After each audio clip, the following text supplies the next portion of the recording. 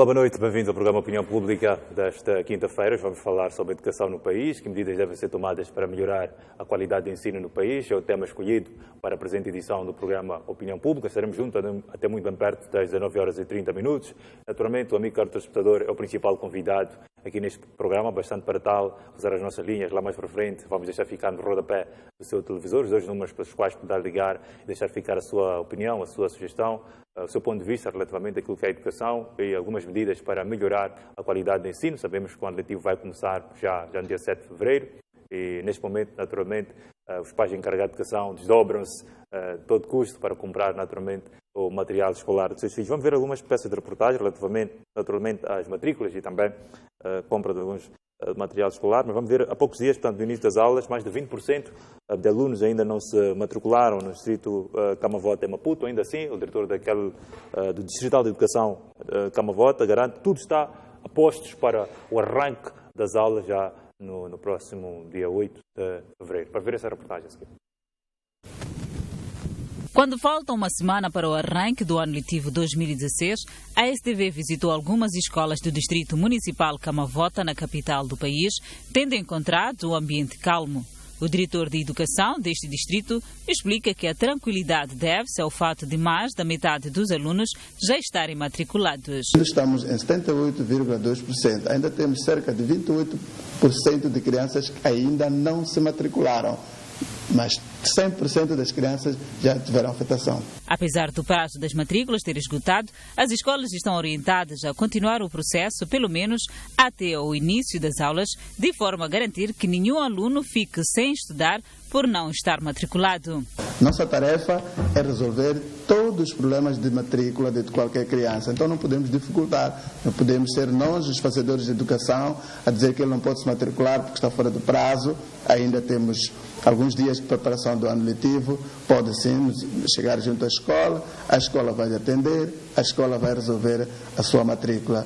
O distrito Camavota conta atualmente com 29 escolas, sendo 16 comunitárias. Muito bem, atrás o processo de matrículas do Distrito Municipal Camavota, onde 20% portanto, dos alunos ainda não se matriculou neste distrito, segundo o diretor de Educação a nível do Distrito Camavota. Vamos ver mais uma peça de reportagem, como eu disse, há poucos dias do ano letivo, muitos pais encarregados de educação já estão, portanto, à procura de material escolar para os seus filhos. Vamos ver esta peça de reportagem. É já no dia 8 de fevereiro que arranca o ano letivo de 2016. Todos os anos, a esta altura, há uma movimentação de pais que procuram por material e uniforme escolar para os seus educandos. Dionísio vende material escolar na Baixa da cidade há 5 anos e diz que este ano o movimento está muito fraco. Esses dias, hoje é dia 26, né? Eu não teria tempo de almoçar, teria vender de um lado para o outro. Já teria vendido mais de 10 caixas, mas este ano nem uma caixa ainda não consegui, desde manhã. No mercado do Chipamanine, um dos principais da capital, o movimento também é fraco. Mas os vendedores esperam que haja melhorias na próxima semana. Esse ano, amiga, não compram nada. Acho que até a próxima semana. Nem camisas, nem calções brancos não saem. Não sei já ante malta. Próxima semana. Vamos ver se o negócio vai sair ou não. Os poucos consumidores que se fizeram à rua contaram à STV que os preços subiram, mas dá para comprar. 280, 300. Os preços estão bons? Não, não ser bom, não há como. Tem que comprar. E porque o movimento é fraco, Dona Amélia encontrou esta forma criativa de atrair os pais e encarregados de educação a comprar o uniforme escolar que ela vende numa das esquinas de Maputo. Muito bem, mais uma peça de reportagem onde alguns pais encarregados de educação estão aí a comprar material escolar para os seus filhos e educandos, portanto, sabendo que o ano letivo de 2016 inicia mesmo no próximo dia 8 de fevereiro em todo o país. Muito bem, junta-se a nós Joel das Cépolas, que é professor, também junta-se a nós o Dr. José Costa, investigador de educação, neste momento está a fazer doutoramento, portanto, na área de educação no Brasil. Portanto, muito boa noite, vou mesmo começar aqui com o Dr. José Costa. Muito boa noite, bem-vindo, portanto, ao programa Opinião Pública. Como pergunta de partida, o que é que devemos exatamente fazer com vista a melhorar aquilo que é a qualidade de ensino no país? Ano passado, no ano 2015, olhando para o ensino secundário, da 10ª e 12ª classe, mais de 70% de alunos reprovou. Portanto, algo que já não há registro, portanto, desta situação. O que é que podemos fazer? O ano letivo já vai iniciar dia 8. Que medidas é que também deviam ser tomadas com vista a colmatar esta situação? Muito boa noite. Boa noite, boa noite. Muito boa noite, telespectador em casa. Boa noite, colega do painel. Em primeiro lugar, quero agradecer à STV pela oportunidade que me concedeu de participar deste programa, desta temática muito instigante e muito atual, dada a sua dimensão e dada a sua natureza e importância na sociedade. Ora, antes talvez de responder à sua pergunta, Elumanissa, eu gostaria de parabenizar o Ministério da Educação pelas medidas que vem tomando com vista à melhoria de alguns aspectos que enfermam a nossa educação já há bastante tempo. Acho que foi notável durante o ano passado que o Ministro da Educação empreendeu esforços visitando várias escolas, várias direções provinciais, várias direções distritais de educação. Isto demonstrava claramente a preocupação que ele tinha com relação à educação.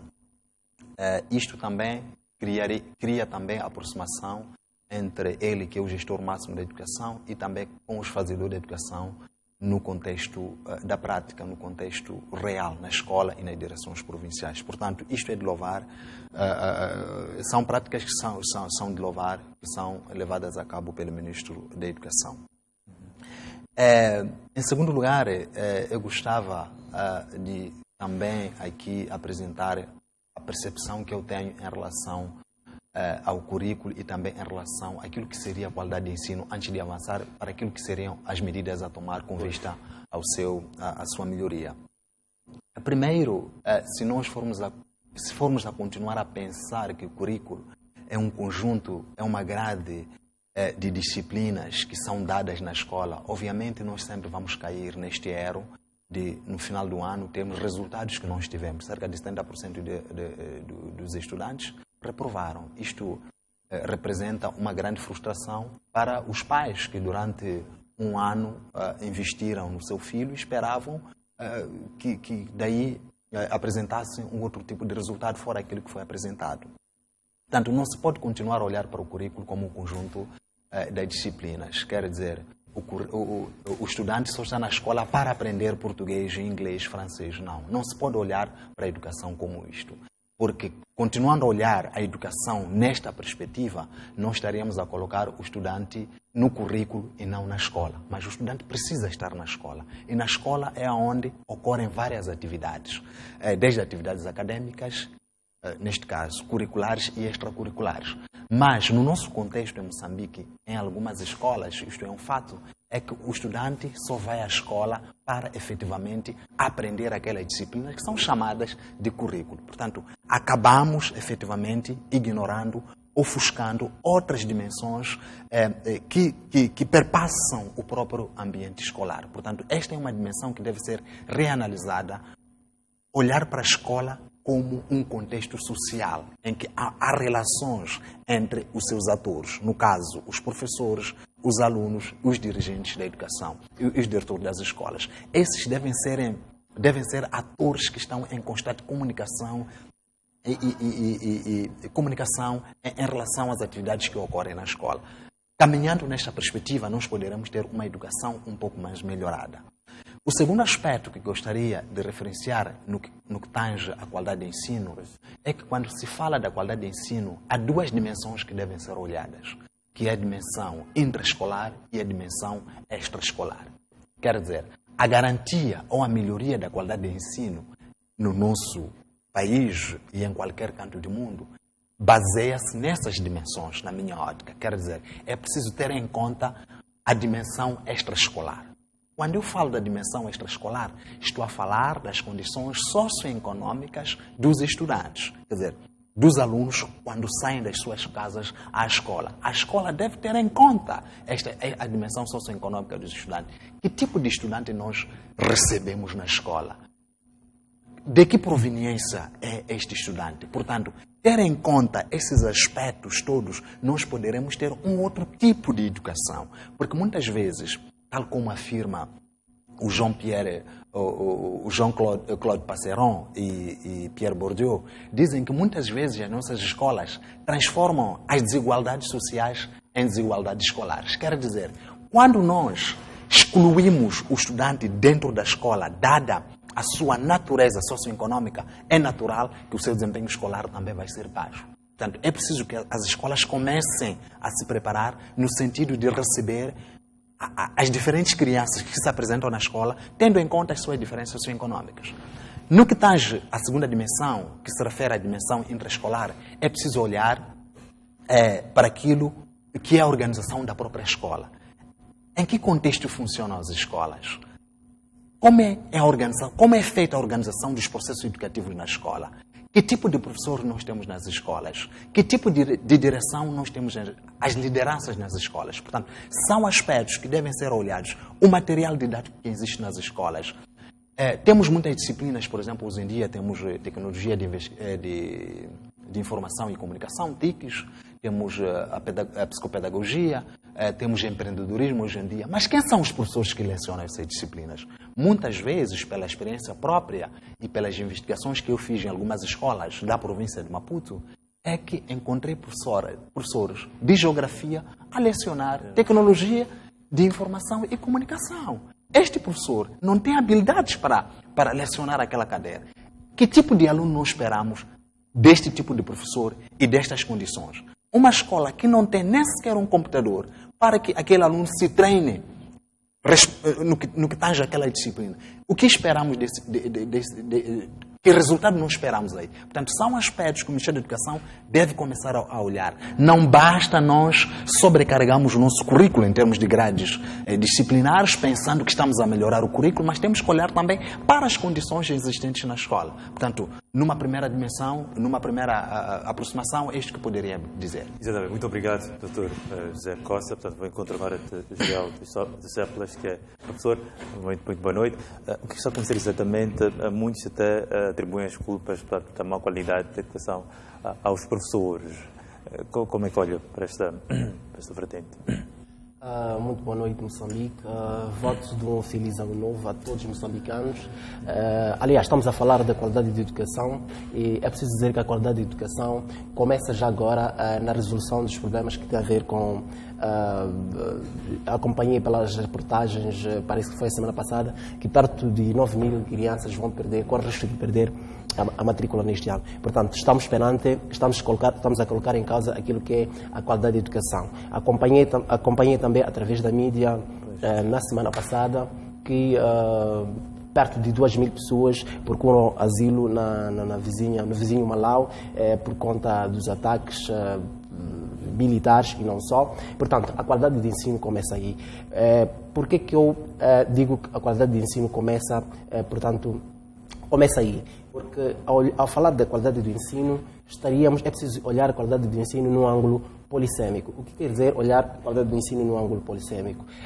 Precisamos não só considerar a qualidade do ensino do ponto de vista qualitativo, mas também a qualidade do ensino do ponto de vista quantitativo. É verdade que, a priori, falar da qualidade do ensino do ponto de vista quantitativo poderia até ficar absurdo, mas isto tendo em conta aquilo que é o objetivo de cada país. Neste caso concreto, os objetivos particulares de Moçambique. Nós sabemos que Moçambique, desde 2000, faz parte dos países que se comprometeram, portanto, em dar avanços naquilo que são aspectos e pontos arrolados que foram considerados desenvolvimento do milénio, e um desses pontos foi a educação, foi o acesso à educação para todos, sobretudo a educação primária. E neste contexto estamos a dizer que o objetivo de Moçambique era abrir um espaço que pudesse, portanto, que pudessem caber todas as crianças na escola primária. E, portanto, de 2000 para 2015, porque esses objetivos de facto iam de 2000 até 2015, agora fala-se de agenda 2030, quer dizer que já ultrapassa 2015, vai até 2030. Portanto, nesse intervalo, podemos falar da qualidade de educação em Moçambique, não do ponto de vista qualitativo, mas do ponto de vista quantitativo, porque estamos preocupados com o acesso à educação primária para todos. Portanto, É mais ou menos isso que eu posso dizer nesse contexto. Olhando exatamente para aquilo que é o professor, muita gente atribui as culpas também aos professores, a má qualidade de ensino. Dizem que está com o professor. Como é que olham para esta situação? Olha, não é por ser professor que vou dizer que os professores não têm culpa. É verdade que os professores têm a sua dose de culpa, o aluno também tem a sua dose de culpa, mas a grande ou a maior culpa é preciso que se atribua. É pena que as pessoas não saibam disso, mas eu vou ter que dizer isto. A maior culpa deve ser atribuída ao governo. Por que eu digo isto? A qualidade, o que define a qualidade de ensino não são infraestruturas, não é a cor do estabelecimento escolar ou instituição escolar, mas é aquilo que é a política educacional do país. E se vamos a ver, em Moçambique não existe nenhuma política interna. Nós estamos mergulhados naquilo que são políticas internacionais. E as políticas internacionais significam portanto, nós estamos guiados pelos outros. Eu dava exemplo do caso dos Objetivos de Desenvolvimento de Milénio, que foi uma política da Organização das Nações Unidas que obrigou, entre aspas, aos países, quase que aos países africanos em particular, para poderem fazer face a esses objetivos que foram traçados. Portanto, para melhorar essa qualidade de ensino, isto quer dizer que para melhorar a qualidade de ensino em Moçambique não depende exclusivamente de nós, mas depende exclusivamente do governo, que é criar a sua política interna, mas que, entretanto, não é possível. Aliás, o Miyakoto já dizia que vale a pena andar descalço do que tropeçar com os sapatos dos outros. Mas nesse caso concreto, não sei se vale a pena criarmos as nossas políticas internas para o melhoramento da qualidade de ensino, porque, de facto, há muita coisa por se fazer, há muita sola de sapato por gastar para podermos ter a qualidade de ensino no nosso país. Essas reprovações, que são mais de... falou 70%. Mais de 60%,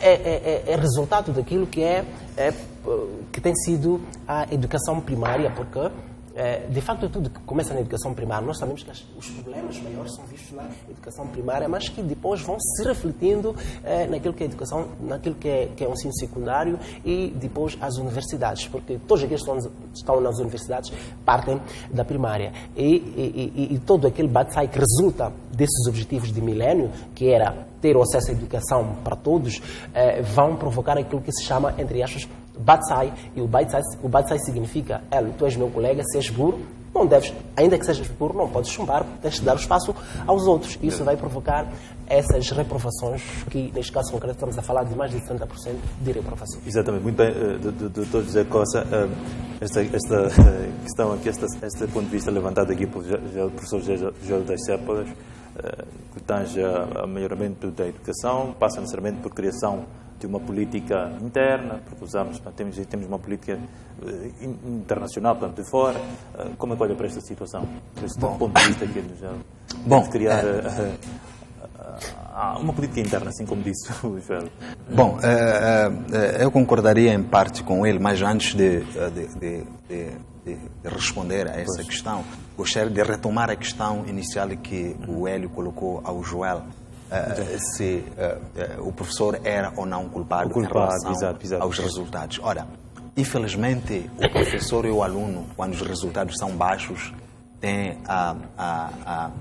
eles se casam com a culpa. Quer dizer, eles são os primeiros culpados. E olha-se para o professor como a pessoa que não trabalhou durante o ano letivo. Mas o professor e o aluno estão dentro de um sistema. Quer dizer, não só eles provavelmente falharam, mas todo o sistema falhou. Portanto, é preciso olhar para os problemas e não apontar a culpa para as pessoas. Eu não quero acreditar que o professor seja o maior culpado. Ele provavelmente seja culpado porque é quem faz o desdobramento do currículo no contexto da prática, isto é, na sala de aulas. Mas é preciso olhar também para tantos problemas que acontecem no próprio sistema de educação. Ora, para mim, o que está em jogo é que estamos a transformar a educação, ou estamos a tornar a educação em processos de ensino. Quer dizer, já não estamos a educar. Não estamos preocupados com a educação, estamos preocupados com o ensino. Ensino o que é? É o estudante chegar na escola, dita os apontamentos, dá os exercícios, ponto final. Não há outras componentes, não nos preocupamos com outras componentes que possam, de facto, melhorar quer dizer, melhorar os processos de ensino e tornar-se na educação. Não. Nós estamos a olhar para a escola como um local onde ocorrem processos de ensino. Portanto, para mim esta é a falha. Eu já visitei algumas escolas na província de Matola, 3 escolas, e eu conversei com alguns professores. Eles me diziam o seguinte, que eles se preocupavam em preparar os alunos para as provas provinciais e os exames.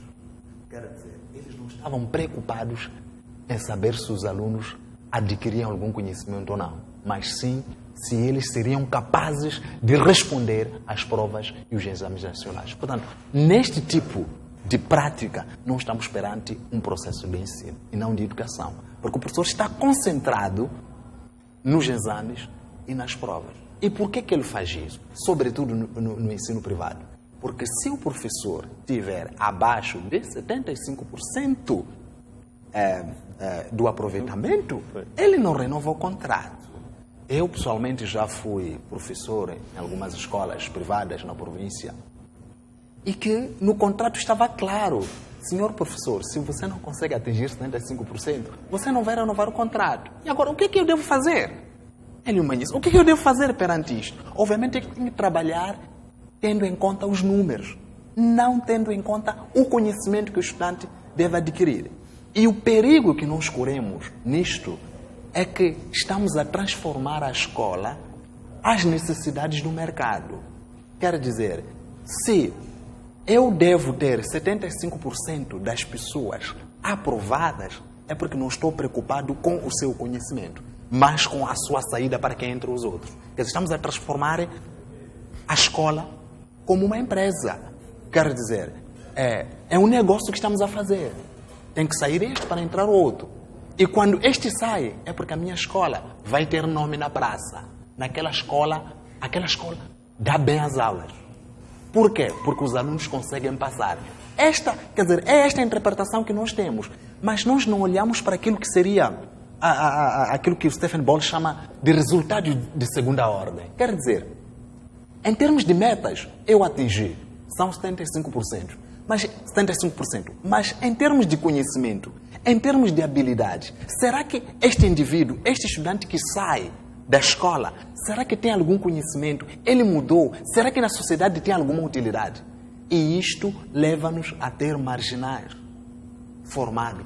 Um indivíduo com 12ª classe, hoje, em Moçambique, não faz muita coisa. Infelizmente, muitos jovens terminam na estrada, são cobradores, não porque não seja uma profissão digna. É uma profissão digna ser cobrador, mas é triste um esforço do pai que se esforça durante anos e anos e depois o seu filho termina na estrada ou termina nas drogas. Isso porque ele não tem consciência daquilo que está a aprender. Ou melhor, não ganhou nenhuma consciência no percurso da sua aprendizagem, justamente porque nós estávamos preocupados em atingir números. Agora, respondendo à questão a questão que ele me coloca, se nós tínhamos que criar a nossa política interna, eu diria o seguinte: Moçambique não está numa ilha. Moçambique está integrado num contexto de políticas internacionais de educação e que deve respondê-las. É difícil nós fugirmos disso. Pois. Quer dizer, mais de metade do nosso orçamento depende dos doadores, não é verdade? Portanto, de uma ou de outra maneira, nós temos que, de facto, estarmos imbuídos e pejados a essas políticas internacionais. Ora, tem aquilo que Stephen Ball chama de 3 contextos de educação: o contexto de influência, o contexto de produção de textos e o contexto da prática. No contexto de influência, estamos a falar do FMI, estamos a falar do Banco Mundial, estamos a falar de tantas outras instituições internacionais que conseguem apoiar o nosso orçamento do Estado, apoiar em vários projetos educacionais em Moçambique. Portanto, eles também colocam as suas vontades em relação àquilo que são os processos educativos em Moçambique. E Moçambique também não é uma ilha. Forma um indivíduo que não só deve trabalhar em Moçambique, mas tem que ser também um indivíduo do mundo. Quer dizer, consegue trabalhar no Brasil, consegue trabalhar nos Estados Unidos, consegue trabalhar em Portugal. Enfim, tem que ser um indivíduo também do mundo. Nós não estamos a formar pessoas que devem só estar aqui. Também deve ter conhecimento daquilo que ocorre no mundo. Portanto, nós querendo ou não, vamos estar de facto imbuídos nas políticas internacionais. Em relação ao segundo contexto, que o Stephen Ball chama de contexto de produção de textos, é o Ministério da Educação, a nível interno, neste caso, que vai desenhar as políticas. Não é? Através do governo. O governo moçambicano vai desenhar aquilo que são as políticas públicas e o Ministério da Educação vai fazer o desdobramento dessas políticas públicas através de vários planos estratégicos, não é? Para vários níveis de educação. Ora, no contexto da prática, aonde ocorre de facto o currículo, que é neste caso onde encontramos os fazedores de currículo, que é o professor, o aluno e o dirigente da escola, para mim é onde haverá de facto a filtração do currículo, haverá de facto o trabalho em relação ao currículo oficial que chega na escola. E é aqui onde nós de facto vamos encontrar as diferentes realidades, sem necessariamente termos que ter um plano próprio e único da política moçambicana de educação. Nós vamos fazer desdobramento do currículo a partir do contexto de influência, que é um nível macro, descendo para o governo, que vai desenhar as políticas educacionais, tendo em conta as políticas internacionais, e o Ministério da Educação, por sua vez, vai olhar para as necessidades, vai olhar para aquilo que é o contexto, para aquilo que é a realidade e vai desenhar as políticas educativas de modo a responder àquilo que é a realidade interna de Moçambique. Portanto, eu não diria que tínhamos de ter a nossa política própria de educação, mas sim tínhamos que adaptar aquilo que são as políticas internacionais de educação ao nosso contexto e à nossa realidade. Exato, muito bem. Neste momento, muito obrigado, Dr. José Costa. Vamos neste momento dar a oportunidade aos telespectadores de participarem no programa. Realização, agradecia que deixasse ficar no rodapé do televisor os dois números para que os telespectadores possam sim participar. Atenção, realização. Aí está os dois números. A realização já disponibilizou os dois números para dar a oportunidade aos telespectadores de ligarem. Podem, a partir deste momento, a partir do ponto onde se encontram, ligar para o programa. Estamos a ver em todo o país, através do canal 9 da ZAP e também em toda a África Austral. Não esquecendo da diáspora, também ainda na Europa, mas concretamente em Portugal, estão a ver o programa. Vamos aqui ligar e podem deixar ficar as vossas contribuições relativamente àquilo que é o que é que pode-se fazer para melhorar a qualidade de ensino no país, quais são as medidas que o Governo, não só o Governo, mas nós também devemos tomar para melhorar a qualidade de educação, de ensino no país. Muito bem, as linhas são abertas, a partir deste momento pode-se ligar, vai deixar ficar a sua contribuição. Voltando assim, João das Cépelas, qual deve ser o papel exatamente dos pais encarregados de educação no processo de ensino e aprendizagem? Ultimamente, os pais têm estado ocupados, alguns não têm atenção para com os seus filhos e educandos. Qual deve ser exatamente o papel destes pais encarregados de educação? Muito bem. É verdade, está muito claro que o papel dos pais encarregados de educação deve ser a sua participação, portanto, no processo de ensino-aprendizagem dos seus educandos ou dos seus filhos. Ora, muitas vezes as pessoas criticam, portanto, os pais encarregados de educação de não participarem na vida escolar dos filhos, mas isto eu não diria que é por culpa dos próprios pais encarregados de educação. É preciso referir que toda a sociedade resiste a qualquer mudança, resiste a qualquer comportamento para alguns aspectos que tendem a mudar. E neste caso concreto, se formos a olhar, os pais encarregados de educação, para poderem participar, é verdade que deve ser, para poderem participar da vida escolar dos seus filhos, dependem sim, em princípio, de si mesmos. Mas mais do que isso, depende também dos professores, depende também, portanto, das autoridades da educação. Quer dizer que, se de facto as autoridades da educação estão preocupadas em os pais encarregados de educação, estão preocupados que eles participem na vida escolar dos seus filhos, é preciso que eles tomem, portanto, responsabilidade, fazendo reuniões constantes com os pais encarregados de educação, solicitando sempre as suas presenças nas escolas para que prestem algumas declarações sobre os seus filhos. O que acontece? Eu, como professor, sei de antemão que os pais encarregados de educação devem participar da vida escolar dos meus educandos, mas nem sequer um dia eu, portanto, como professor,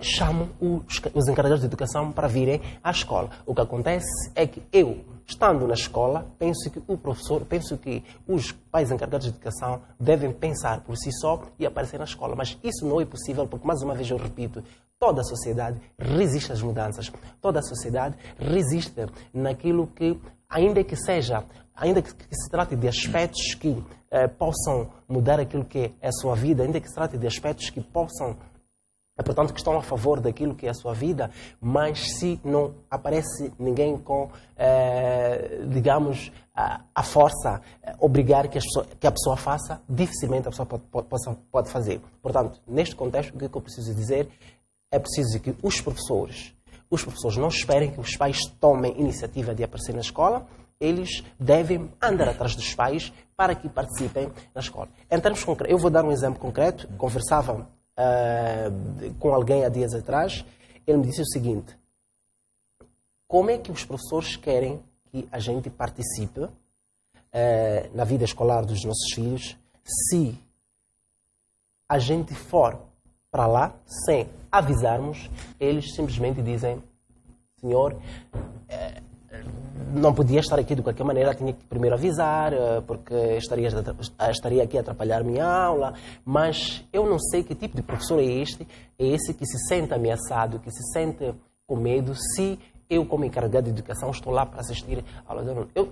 Eu parto do princípio que quem sabe não teme. Já se disse isso há muito tempo. Quem sabe não pode ter medo de nada. Eu, como professor, ainda que me entre na minha sala o diretor da escola, ainda que me entre o pedagógico, ainda que venham todos os carregados de educação dos meus estudantes, eu não tenho medo nenhum. Eu dou a minha aula como deve ser. Aliás, pelo contrário, até eu vou fazer de tudo para que a minha aula seja... vou redobrar os esforços para que a minha aula seja mais do que se esperava. Portanto, em poucas palavras, é preciso que os professores não esperem pela iniciativa dos pais encarregados de educação aparecendo nas escolas, mas é preciso que eles já andem atrás, porque ninguém... tal como eu dizia, eu repito, toda a sociedade resiste a todo e qualquer tipo de mudanças. Exatamente. Exato. Nesta questão coloquei aqui exemplos. Exato. Pensei que fosse colocar outra questão, mas fiquei um pouco emocionado quando colocou essa questão, porque eu tive várias experiências, quer como professor, quer como encarregado de educação, quer como investigador. Por acaso, no meu mestrado, o meu trabalho versava sobre a influência dos pais ou encarregados de educação no desempenho escolar dos educantes. Eu queria tentar ver o que é que os pais devem ou podiam fazer de modo a influenciar naquilo que é o desempenho escolar dos educantes. As experiências foram ricas, Hélio, mas falando em relação às minhas experiências, em relação à minha experiência como professor, é que eu como professor já convoquei pais para presenciar, para se fazer presente na escola, dado ao mau comportamento dos seus educandos. Mas quando eu mando o estudante para chamar o pai, imagina, Hélio, quem vinha. Era o seu cliente do mercado. Não vinha o pai. O estudante ia comprar o cliente no mercado. Quer dizer, a pessoa com quem se relacionava no mercado dava-lhe algum para que viesse à escola. E ao andar do tempo nós descobrimos que quem vinha lá não era o encarregado de educação. Às vezes nós mandávamos chamar o pai como professores, mas quem vinha lá era um empregado. O pai mandava empregado. Veja só, o que é que nós vamos falar com o empregado? O que é que nós vamos falar com o sobrinho do nosso educando? Portanto, em algumas vezes, os pais tomam conhecimento e eles mesmos não vêm à escola para saber do que se passa na escola. Portanto, a questão que eu me coloco é, será que os pais conhecem o seu papel? Sabem qual é o seu papel? Que papel devem desempenhar em relação ao seu educando? Eu olho para alguns pais, não são todos, como pessoas que não têm amor pelos seus filhos. Matriculam o seu educando, compram o uniforme escolar, compram os livros, o material didático e terminam aí. Depois do início das aulas, o professor, o pai ou encarregado de educação não vai à escola para saber o desenrolar do seu filho. De facto, acontece o que o meu colega do painel dizia, que quando o encarregado, por iniciativa própria, vai à escola, o professor sente-se ameaçado. Ele diz, ora, você não foi convocado aqui e você está a atrapalhar a minha aula. E eu passei por isso no ano passado, em setembro. Fui à escola da minha irmã, queria saber sobre o seu desempenho e sobre a assiduidade. Cheguei na escola, falei com o professor, apresentei-me, ele mandou aguardar. Fiquei 2 horas à espera do professor. E quando ele sai da sala, ele me diz, senhor encarregado de educação, você está a atrapalhar o meu trabalho. Não é este momento que você deveria vir. Mas eu acho que o encarregado de educação está livre de se dirigir à escola a qualquer momento para saber do desempenho do seu educando, para que ele não se surpreenda no final de ano. Não é? Mas, infelizmente, alguns professores tendem a assustar os pais, a ameaçar os pais, a criar uma distância entre os pais. Mas um dos indicadores, uma das maiores dimensões para a melhoria da qualidade de educação no nosso país e em qualquer parte do mundo é a presença física dos pais na escola. Não basta que o pai dê dinheiro ao estudante, dê dinheiro de lanche, compra todo o material didático, tem o telefone mais caro do mercado, mas enquanto o pai não se faz presente fisicamente na escola, eu creio que esse estudante terá baixo desempenho. Isto foi possível na pesquisa que eu fiz em algumas escolas na província de Maputo. Percebi que os pais que iam constantemente à escola, os filhos tendiam a ter maior desempenho escolar. Porque eles sentiam, de algum modo, sentiam-se pressionados. Sentiam que, afinal de contas, o que estavam a fazer na escola interessavam também os pais. Mas para o caso dos pais que estavam totalmente ausentes da vida escolar dos seus educandos, esses educandos eram os maiores indisciplinados na escola, porque você não tinha com quem falar com o professor. Eram os estudantes que apresentavam baixo desempenho escolar, não é? Eram os estudantes problemáticos, eram os estudantes que bebiam, chegavam na escola grossos, fumavam, e você tinha que suportar isso tudo, mas você não tinha com quem dialogar, de modo a colmatar o comportamento deste educando. E no final do ano, o culpado é o professor.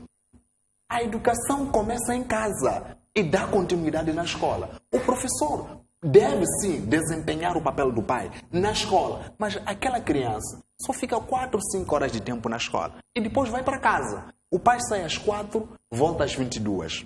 Final de semana não tem tempo para dialogar com seu filho, porque está na barraca mais próxima, está com os amigos, não tem a cultura de dialogar com o filho.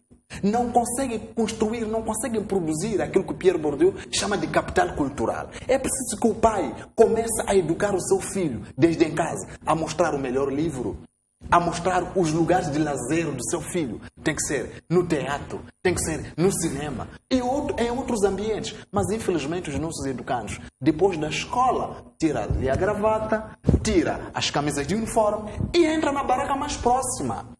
E chega em casa grosso. Não tem quem chamar a atenção. E no dia seguinte volta à escola grosso. A questão que me coloco, será que esses filhos, será que esses educandos, será que essas pessoas têm pais? Essa é a questão que me coloco. Porque eu não posso fazer um filho, não posso fazer um filho e depois não saber ele cuidar. Não saber o que ele faz, com quem amigo anda, com quem anda, qual é o professor do meu filho. Há pais encarregados de educação que não conhecem a escola do seu filho. Não conhece, não no sentido físico, mas em termos do seu funcionamento. Quem é o diretor da escola? Quem é o diretor de turma do meu filho? Quem é o amigo do meu filho? Com quem anda o meu filho na escola? Com quem senta? Com quem sai? Muitos pais não têm o conhecimento disso. Eu sei, obviamente, conforme estava a dizer o Hélio, conforme estava a dizer o Joel, estamos imbuídos num país em que vive-se correndo dali para lá, procurando mais algum ali, mais algum acolá. Mas eu acho que temos que ter tempo para os nossos filhos, porque nós estaremos a criar um problema que nós não sabemos responder amanhã. Infelizmente, é o mesmo filho que amanhã vai bater no pai, é o mesmo filho que amanhã vai bater na mãe, é o mesmo filho que amanhã vai insultar a mãe, vai insultar o pai, porque o pai por si só, não se deu o luxo de acompanhar o seu filho no seu processo educativo. Quer dizer, não basta você ter muito dinheiro e dar ao seu filho, mas você tem que saber como é que ele usa, com quem anda, para que amanhã não seja nenhuma surpresa. Exatamente, muito bem. Já das células, alguns assessores, nos programas que fizemos já há umas semanas, diziam que há necessidade de mudança de currículo, principalmente no ensino básico, onde temos crianças da terceira classe, por exemplo, quarta classe, com muitas disciplinas. Muitas disciplinas, até certo ponto, não faz sentido. Há necessidade, sim, de mudança de currículo, principalmente destas classes iniciais. Uma coisa para isto. Há muitas disciplinas ali que podem até não fazer sentido. Bem, eu acho que foi uma questão que já foi respondida, embora não levantada, mas já foi respondida, que naturalmente existem muitas cadeiras, existem muitas disciplinas que, na verdade, não estamos preparados para encará-las, não estamos preparados para podermos fazer face ao contexto ao contexto dessas disciplinas que existem na escola. Fala-se muito, por exemplo, de uma das cadeiras, de uma das disciplinas agropecuária. É uma cadeira importante, eu acho que é muito importante, tendo em conta aquilo que é a tendência de Moçambique. Sabemos que a base de desenvolvimento para um país como o nosso é a agricultura, portanto, é importante que haja disciplinas como por exemplo, a agropecuária, como tantas outras. Mas há realmente disciplinas que poderia não mencionar aqui, que na verdade só existem porque as políticas em que estamos imbuídos nos obrigam, portanto, a termos essas disciplinas na escola. Mas não que, de facto, tenham tanta relevância, mas também essa falta de relevância pode ser discutida, porque no entender dos outros, a relevância pode só não ser do ponto de vista da utilidade futura que uma disciplina pode ter, mas também a forma como a própria disciplina é tratada. Vamos falar, por exemplo, de uma disciplina que muitos alunos não gostam, que eu tenho experiência disso, que é o caso concreto do inglês. As pessoas sempre me perguntam qual é a importância de estudar inglês na escola. Eu, como professor de línguas, não é, poderia me defender. Mas alguns que não entendem nada de línguas, não tem importância nenhuma. Mas, no entender de alguns estudiosos, eu estava a dizer isso, no entender de alguns estudiosos, a importância da disciplina não só deve ser entendida, tal como eu dizia, naquilo que vai ser a utilidade futura, mas pode ser entendida da maneira como ela é tratada na escola. Estamos a dizer que, mesmo a partir do próprio horário, chama-se horário, certamente, a partir daquilo que é o próprio horário da disciplina, podemos concluir, pode-se concluir, aliás, os estudantes, eles mesmos concluem se a disciplina é importante ou não. Vamos lá, falar de matemática, por exemplo, em inglês, e depois vamos falar de geografia. Se na segunda-feira eu tenho matemática, depois tenho inglês, depois tenho geografia. E depois na terça-feira tenho matemática, tenho inglês, depois tenho geografia. Logo a priori, a partir do horário que eu tenho, já se sabe, os alunos podem não dizer do ponto de vista prático que o inglês não é importante, mas eles já imaginam a não importância do inglês dado a este tipo de horário que foi atribuído, porque, de facto, aquilo que é menos consumido, menos importância poderá ter.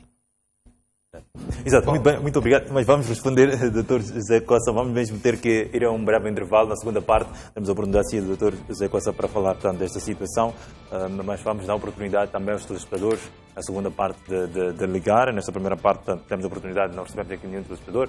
Vamos, naturalmente, abrir as linhas da segunda parte para dar a oportunidade aos telespectadores de deixar ficar as opiniões. Vamos ao breve intervalo, voltamos já a seguir. Até já.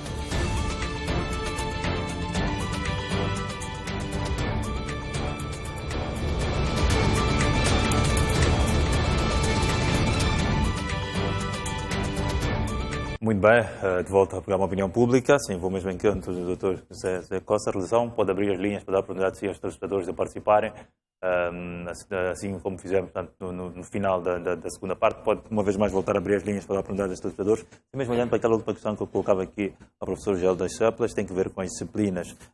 Olhando para o caso particular do Brasil, buscando a experiência, como é que tem sido? Sei que lá as crianças podem permanecer mais tempo comparando, portanto, com o nosso país na escola. Bom, para mim, o problema não seria talvez mudar o currículo ou diminuir as disciplinas, mas para mim seria ampliar o tempo de permanência do aluno na escola. Mas isso passaria necessariamente de mudar alguma dinâmica na própria escola. Em vez da criança ficar 4 horas, talvez ficaria mais 6, 7, 8 horas na escola. O segundo aspecto que eu acho que deve fazer, ou que faz pensar que há muitas disciplinas e elas não estão sendo respondidas na prática, é que temos professores que provavelmente não estejam preparadas para aquela disciplina, não é? O terceiro aspecto que eu acho importante é preciso que o governo, que o Ministério da Educação, no caso, equipe as escolas, ofereça as condições necessárias para que essas disciplinas sejam desenvolvidas. Olhando para aquilo que é o contexto do Brasil, eu visitei dois institutos no Brasil e uma escola do ensino primário. Aquilo foi fantástico, quase que eu tirava as lágrimas por aquilo que eu estava a ver e pela idade das crianças, pelas habilidades que tinham, pelo nível de comunicação que tinham. As crianças entram às 7 ou 7h30 e saem às 15 ou 15h30. E elas também têm essas disciplinas que nós temos. Então, o problema provavelmente não é o número, não é a carga das disciplinas, mas sim é o tempo de permanência dessas crianças na escola. E provavelmente com o tipo de professor com quem trabalham. Conforme eu dizia no início da minha intervenção, é que temos um professor que dá uma disciplina que não é a sua especialidade. Temos um professor formado a inglês, ele está a dar química. Temos um professor formado a física, está a dar educação física. Mas veja a sua disparidade. Portanto, é isto que nós temos que tentar correr atrás. No contexto brasileiro, temos um professor de educação física que está, de facto, a trabalhar com educação física. Um professor de música está a trabalhar com música. Os estudantes, quando é hora de música, têm todos os instrumentos, têm salas apropriadas para a música. Mas eu não conheço nenhuma escola, talvez nos últimos 2 anos ou 1 ano e meio, que eu não conheço em realidade, de algumas escolas, tenhamos essas condições. Desculpa interromper, Dr. José Costa, deixa-me atender o Sr. Pedro, que nos fala a partir de Quilimane, na província da Zambésia. Muito boa noite, telespectador em linha. Perdemos a realização. Parece que perdemos o Sr. Pedro, a realização, é isso, não é? Opa, perdemos, Sr. Pedro. Sr. Pedro pode voltar a insistir. As linhas estão aí à sua inteira disposição. Pode, através, portanto, das linhas estão aí, ligar e deixar ficar a sua contribuição, que será bem-vinda, portanto, neste programa. Muito bem, vou mesmo voltar aqui enquanto do Dr. José Costa. E... Portanto, como dizia, quando se trata de música, os estudantes têm instrumentos que, de facto, respondem àquela disciplina. Quando é hora do desporto, os estudantes têm todo o equipamento que, de facto, responde àquela disciplina. E ademais, os estudantes têm condições para se alimentar, para conseguirem continuar com as atividades. Porque não se pode privar o aluno na escola das 7 às 14 sem que ela se alimente. Obviamente o seu desempenho vai ser fraco. Então, são aspectos que nós temos que começar a andar atrás, copiar nos outros países, no sentido positivo da coisa, e tentarmos contextualizar no nosso contexto. Porque, na verdade, não é porque nós não tenhamos recursos humanos capazes e competentes, mas provavelmente é a falta de orientação desses recursos humanos. Temos um professor de música, ele está a dar biologia. Conheço algumas escolas da província e da cidade de Maputo, em que temos um professor que foi formado, nos recursos... Exato. Desculpa interromper uma vez mais, Dr. José Costa. Deixa-me atender o Sr. Pedro, não é? Esta realização. Sr. Pedro, muito boa noite. Sim, boa noite. Boa noite. Já está a participar. A sua contribuição, Sr. Pedro. Sim, boa noite. Boa noite. Já está a participar. Sim, a minha contribuição é que aumentar horas de o aluno aumentar horas do aluno permanecer na sala não é relativo ao acúmulo de conhecimentos. Isso é visto que, em condições normais, devia-se criar políticas internas no sentido de elevar mais o nível de percepção de aquilo que é o conhecimento. Isso em que modo? Se uma pessoa tem costume de ter comprado as roupas, ele, em nenhum momento, vai comprar as suas roupas. Só vai confiar de doações. Então, por isso, as políticas internas é necessário que sejam criadas para que seja elevado o nível de conhecimento do nosso país. É assim que pode elevar mais conhecimento a nível do ensino, tanto como educacional. É isso.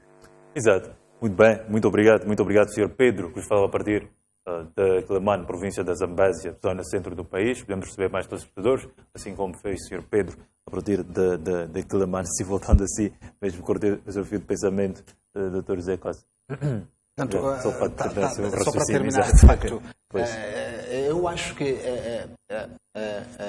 o problema não está no número de disciplinas, tal como eu dizia no início, não entendi bem o fio do pensamento do Sr. Pedro, ouvia com algum ruído.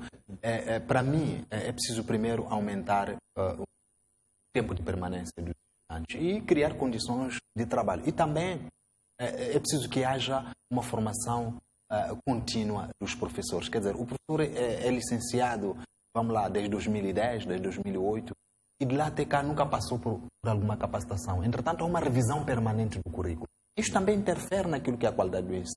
Se temos um professor que está a trabalhar com um currículo que foi revisado, mas ele mesmo não foi parte integrante desta revisão do currículo, obviamente que vamos ter...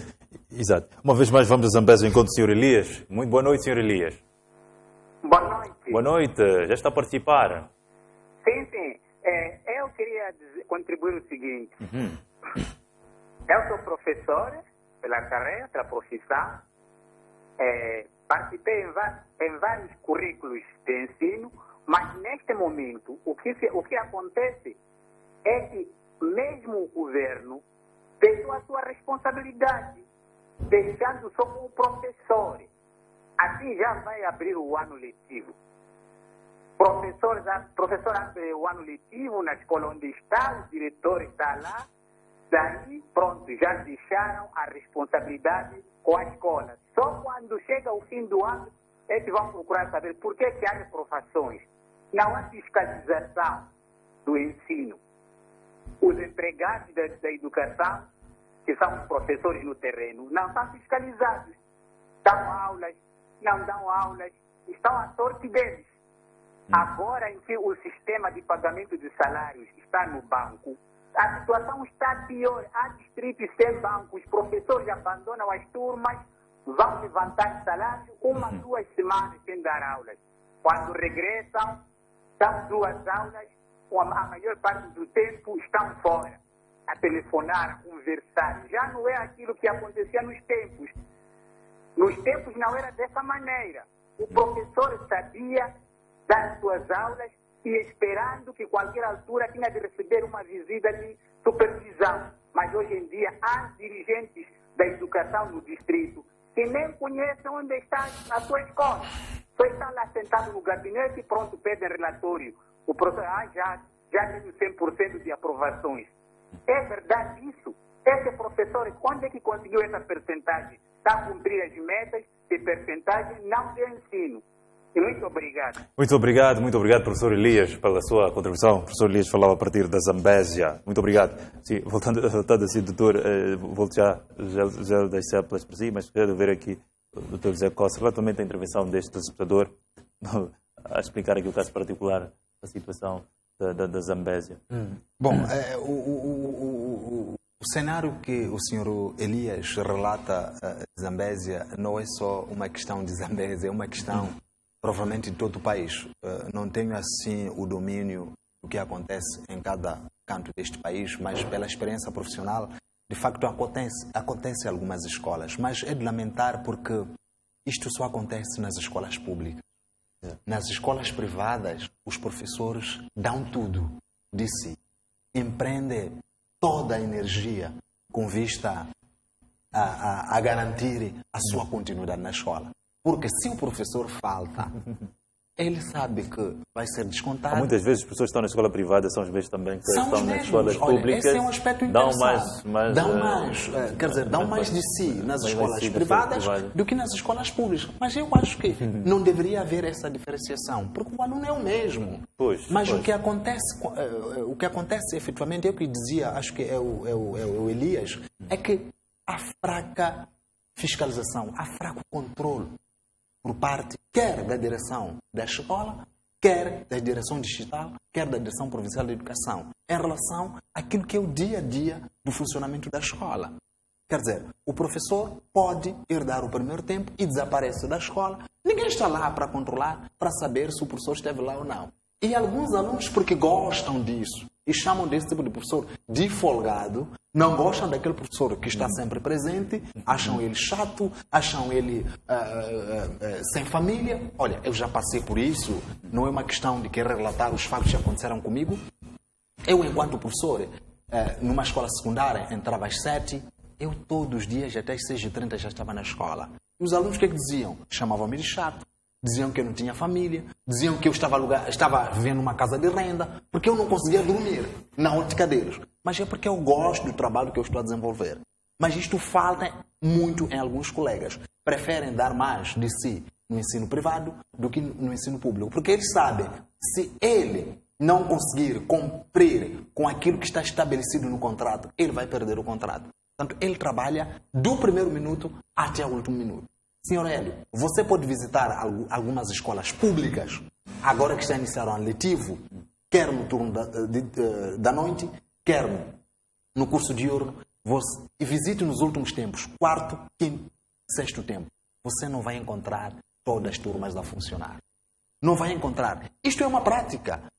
Depois, no final do ano, nós queremos julgar. Não conseguimos olhar para os processos em si. Como é que foi este aluno desde o início do ano até o fim? Nós só queremos julgar o fim. O problema pode estar nos processos. Nós não podemos nos concentrar nos resultados. O que é que vem depois do exame? Mas o que é que vem? O que é que foi antes do exame? Portanto, esta é a minha contribuição em relação à questão colocada por Sr. Elias. Exato. Ainda assim agora, a professora Gerda Seplas, vemos aqui que há professores que dão mais de si nas escolas privadas e não exatamente nas escolas públicas. São os mesmos professores que estão nas mesmas escolas privadas, são os mesmos também que lecionam nas escolas públicas, mas dão mais de si. O que é que está exatamente a... Eu já dizia, parece que é pela 3ª ou 4ª vez que eu vou repetir isto, que todos resistem a mudanças. Isso pode acontecer até em qualquer parte do país, mas o que acontece em Moçambique, na minha forma de ver, atenção que é a minha opinião, não existem portanto, medidas coercivas para com os professores. Porque se existissem medidas coercivas para com os professores, eles iriam evitar isso. Porque, por exemplo, correm para as escolas privadas para darem o maior de si em detrimento das escolas públicas, porque sabem que nas escolas privadas existem medidas coercivas. E uma das medidas coercivas é que cada minuto que tu faltas, ou cada minuto que o professor falta, é menos um centavo. Cada minuto que falta é menos um centavo. Qualquer irregularidade é menos um centavo e depois isso concorre com, portanto, concorre com portanto, o professor poderá não continuar na mesma escola no ano a seguir. Agora, para que isto aconteça, é verdade que os professores também têm sua razão, atenção, razão entre aspas, porque há aqueles que defendem que existem fatores externos que influenciam na educação. O fator externo, neste caso, que influenciaria, portanto, na qualidade da educação, o que seria a questão do salário. Já cantamos que o salário do professor, e não só, é magro. E eu não quero aqui concordar ou discordar, mas a verdade é que muitos que fazem isso justamente para procurar fechar aquelas lacunas do salário. Portanto, os professores têm sua razão, mas também se o governo pudesse implementar algumas medidas coercivas contra os professores, que são controlos permanentes, todas as medidas que estão aplicadas nas escolas privadas. A verdade é que podemos entender nós porque é que nas escolas privadas há esse todo controle a cada minuto, é porque eles dependem daquilo que o professor faz para poderem ter o seu ganho. Exato. Muito bem. Dr. José Costa, este ano mais de 1000 alunos menores de 15 anos vão estudar no curso noturno devido à falta de vagas. Portanto, alguns alunos do Ministério da Educação foi obrigado, portanto, para os alunos não perderem do ano letivo.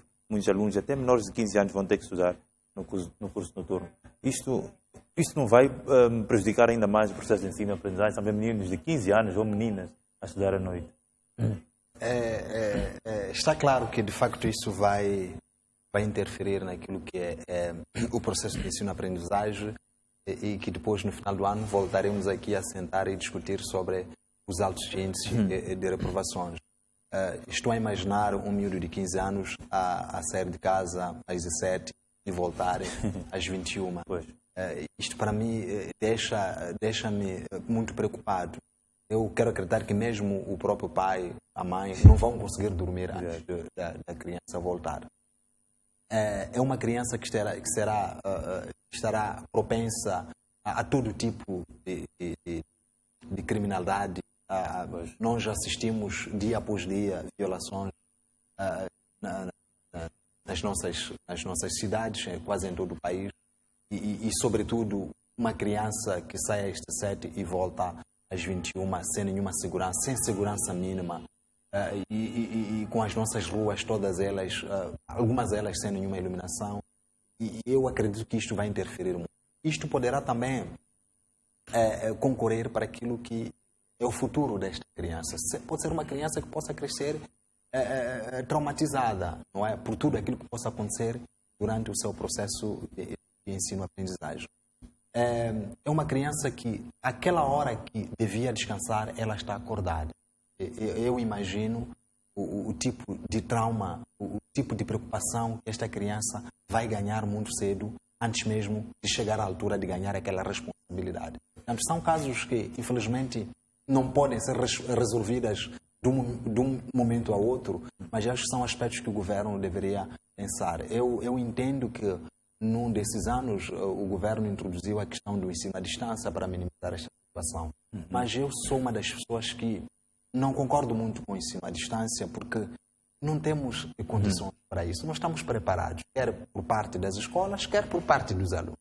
Quer dizer, para você dar um ensino à distância, precisa que o aluno tenha condições em casa de aprender e que a escola também esteja preparada para o efeito. Então, para mim, esta provavelmente não seria a solução, mas provavelmente seria o governo preparar-se, porque este é um fenômeno que já vem há alguns anos, não é um fenômeno de hoje. Não é um fenômeno de hoje. Portanto, o governo deve começar a se preparar de modo a evitar situações do género. Quer dizer, construindo mais salas de aulas e criando condições para que crianças não reprovem em massa. Porque isto é resultado da reprovação em massa. Em algumas classes sem exame, as crianças passaram todas.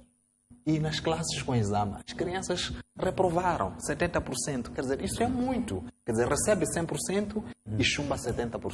Quer dizer, não há espaço, de facto. Então, é preciso que, desde já, comecemos a trabalhar no sentido de evitar isto. É óbvio que, tal como dizia o meu colega do painel, isto pode ser reflexo das mudanças. A mudança tem sempre suas consequências, não é? Positivas e negativas. Há pessoas que resistem às mudanças. Este ano houve mudanças ao nível do processo de avaliação. Houve algumas disciplinas que já não tinham exames, outras que tinham exames, outras que tinham que ser informadas sobre a sua realização de exame, faltando um mês. Portanto, tudo isto foi baralhando as pessoas não estavam preparadas. E provavelmente desta vez as pessoas já estão mais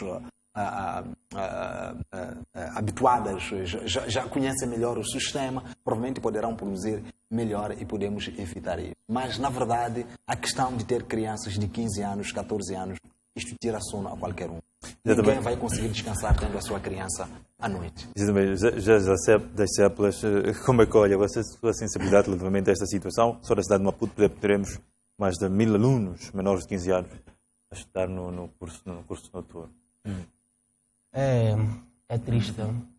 é triste, porque quanto mais temos crianças a estudar à noite, mais problemas na educação teremos.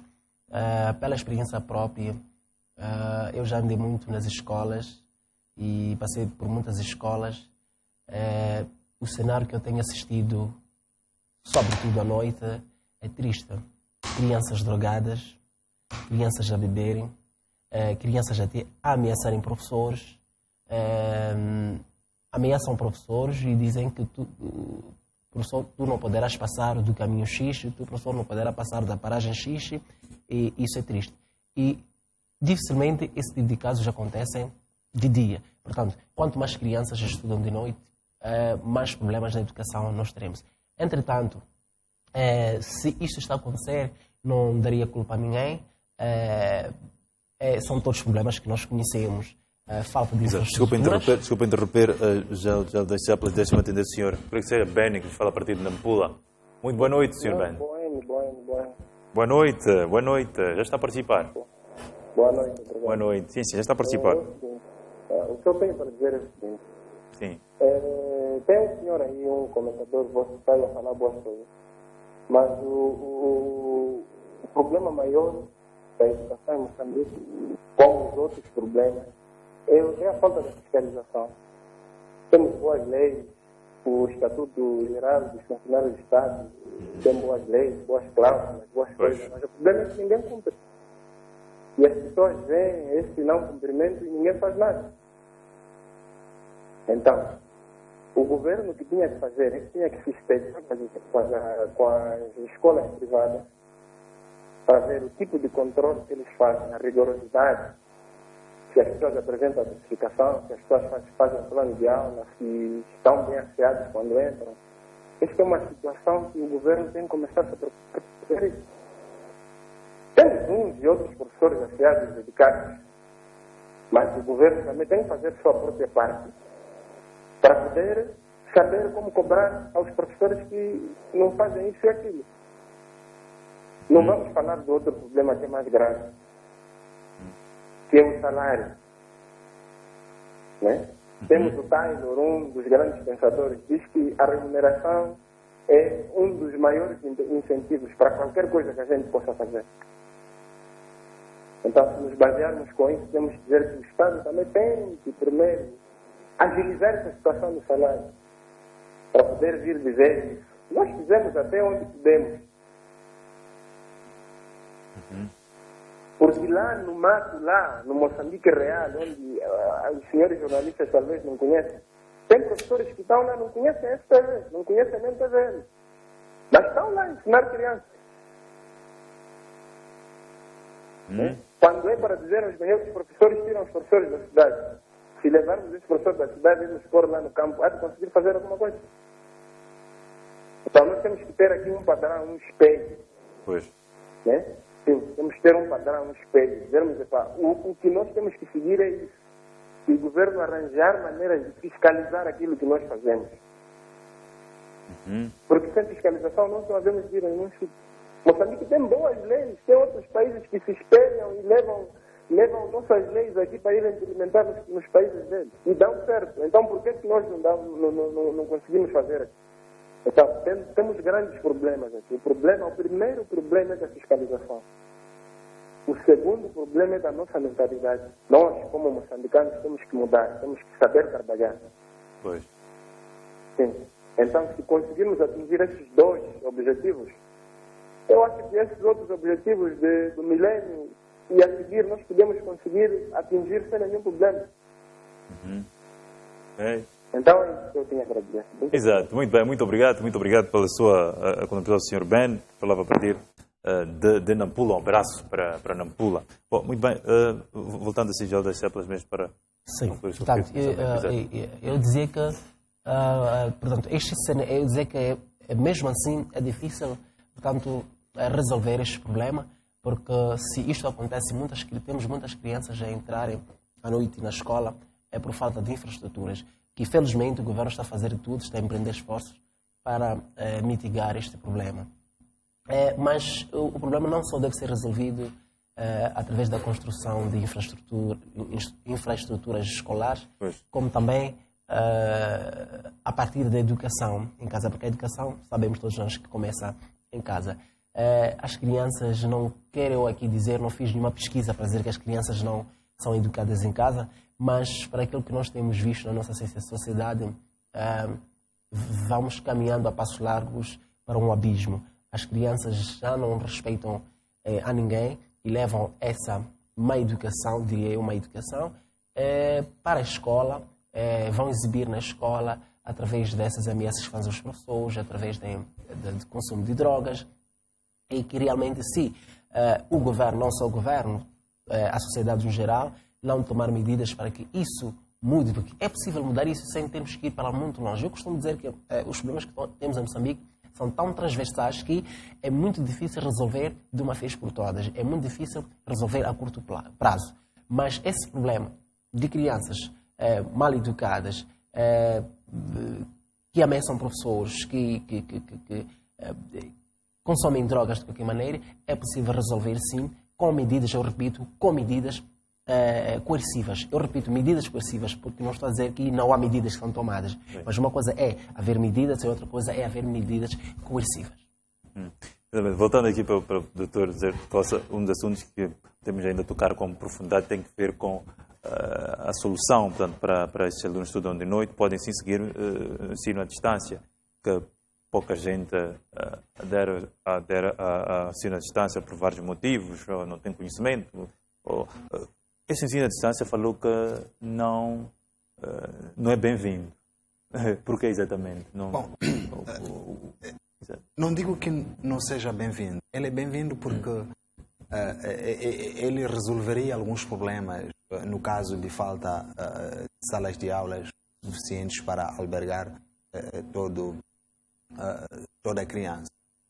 Mas provavelmente o que se devia fazer, quanto a mim, seria primeiro a criação de condições humanas e materiais. Quer dizer, temos que formar professores, temos que capacitar professores para lidar com este processo. Porque não pode ser um professor que está habituado ou que foi formado para trabalhar na sala de aula com o aluno. Você diz que tem que ser o mesmo a dar um ensino à distância. Obviamente, este professor vai ter dificuldades. É preciso que seja alguém que tenha alguma formação, que tenha alguma capacitação, que seja uma capacitação para lidar com este tipo de ensino. É um outro tipo de ensino à distância. E este tipo de ensino, quanto a mim, custa mais. Quer dizer, é mais difícil do que aquele ensino, digamos, tradicional que acontece na sala de aulas. Precisa mais do professor, precisa mais do aluno e precisa também que o professor e o aluno estejam equipados. Hélio, você conhece quantas escolas que têm uma sala de informática? Conhece quantas escolas que têm a internet na sala de aula? São poucas. São muito poucas. São muito poucas. Portanto, para você ter um ensino à distância, precisa ter condições. Precisa ter livros apropriados. Não é? Portanto, todas essas condições precisam ser criadas antes mesmo de se partir para o ensino à distância. Ele é bem-vindo, mas nós ainda não temos condições. Olha, o aluno quando está em casa, que condições ele tem? Tem computador? Tem livro? Tem energia? Nós temos falta disto. Temos falta. Não é segredo para ninguém que aqui na província de Maputo há famílias que não têm energia, que não têm computador. Há crianças que nunca viram um computador. Depois você diz que tem que aprender, tem que aderir ao ensino à distância. Não sei o que é que isso pode dar. Portanto, para mim, vamos sim abraçar este tipo de ensino, mas sim vamos primeiro criar condições.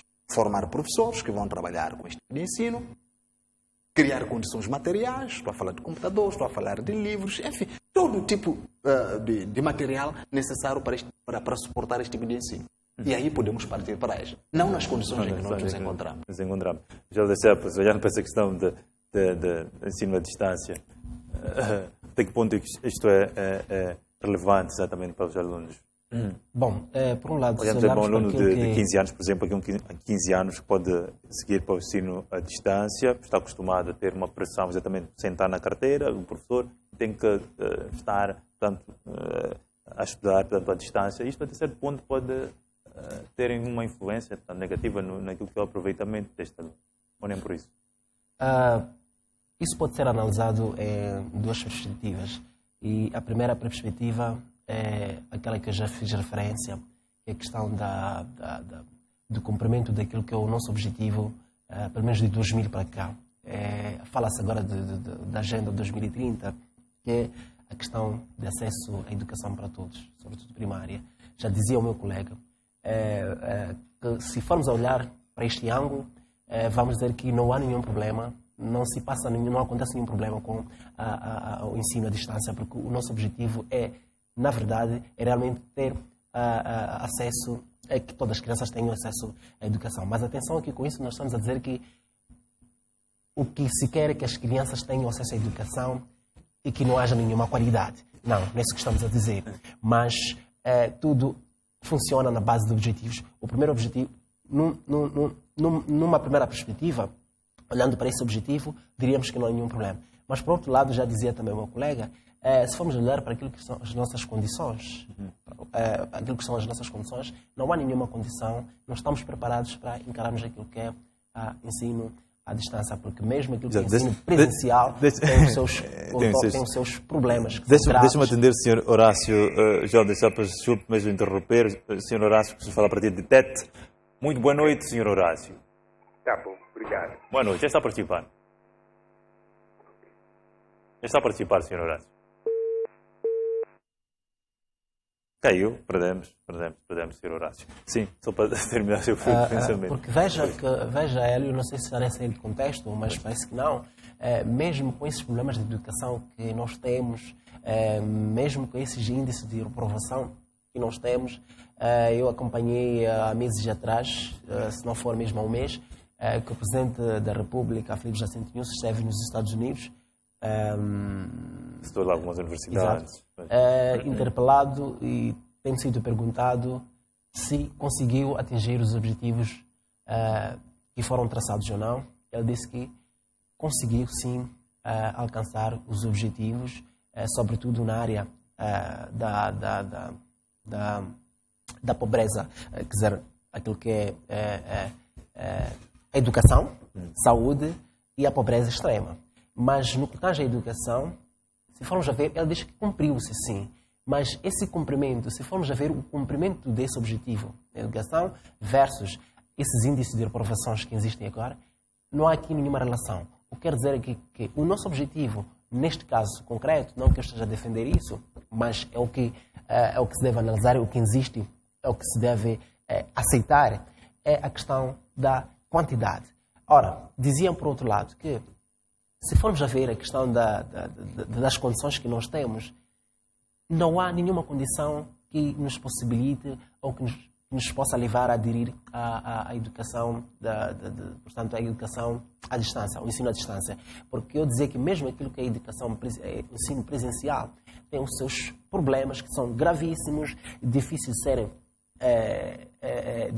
serem resolvidos, não só porque os problemas de educação são difíceis de resolver, mas eu dizia que os problemas de Moçambique, na minha forma de ver, são tão transversais que para resolver precisamos resolver tantos outros problemas que nós temos. Não é preciso só pegar na educação e dizermos que queremos resolver a educação. Se quisermos resolver a educação, é preciso resolver a corrupção da polícia, é preciso resolver a corrupção do médico, é preciso resolver os problemas do próprio jornalista, é preciso resolver... porque todos esses concorrem para a má qualidade do ensino no nosso país. As pessoas perguntariam, mas como é que tudo isto tem relação? Eu não estarei aqui a entrar em detalhes, mas a verdade é que todas essas áreas funcionam naquilo que é...